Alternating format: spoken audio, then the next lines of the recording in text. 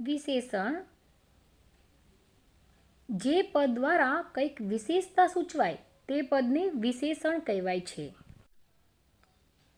આ વિશેષણ જે નામ પદને માટે વપરાય હોય તેને વિશેષ્ય કહેવાય છે. ઠંડી ચા કોણે ભાવે? અહીં ઠંડી વિશેષણ છે, ચા વિશેષ્ય છે. મેં ખાધો તે લાડુ મોટો હતો. અહીં આપણે જોઈશું તો મોટો વિશેષણ છે, લાડુ વિશેષ્ય છે. વિશેષણ બે પ્રકારના હોય છે. એક વિકારી વિશેષણ અને બીજું અવિકારી વિશેષણ.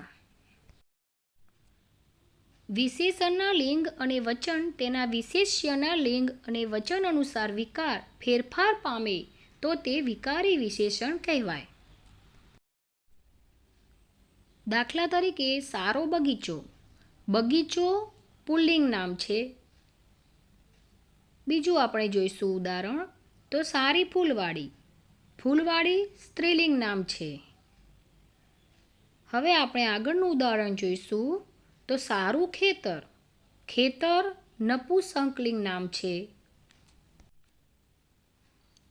વિકારી વિશેષણ સારું, ડાયું, નાનું, રૂપાળું, ધીમું, ખારું, ખરું, નબળું, કડવું.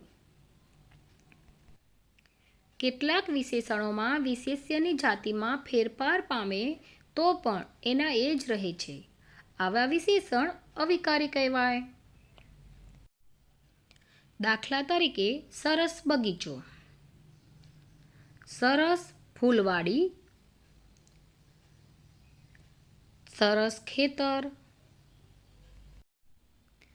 ઉપરોક્ત વાક્યોમાં વિશેષણ દરેક વાક્યમાં એક છે, સરસ જ છે, બરાબર, પરંતુ એની જે જાતિ છે એ બદલાય છે. બગીચો, ફૂલવાડી, ખેતર આ બધા વિશેષ્ય છે.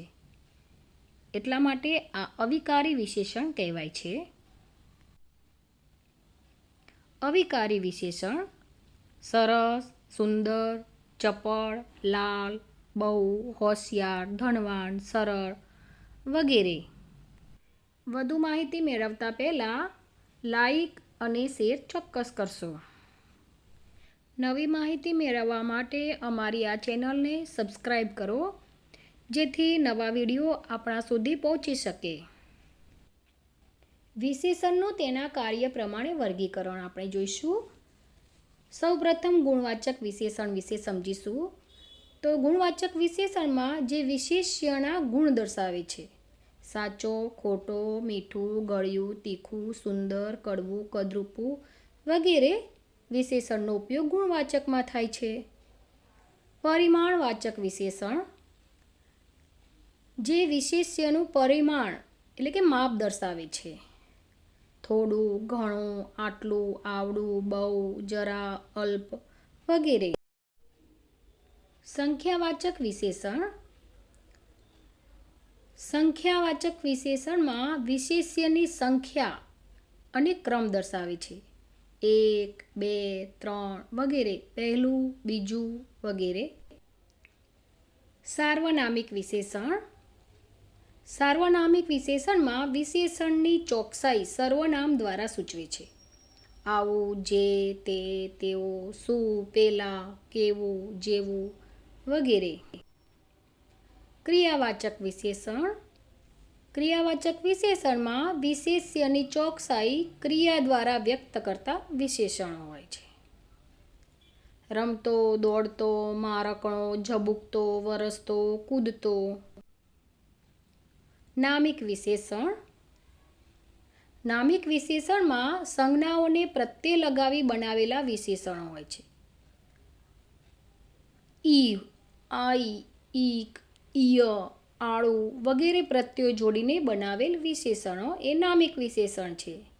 એના ઉદાહરણ આપણે જોઈશું તો હિન્દુસ્તાન વત્તા ઈ બરાબર હિન્દુસ્તાની, માણસ વત્તા આઈ બરાબર માણસાઈ, માનસ વત્તા ઈક માનસિક, ચિંતન વત્તા ઈય બરાબર ચિંતનીય થાય.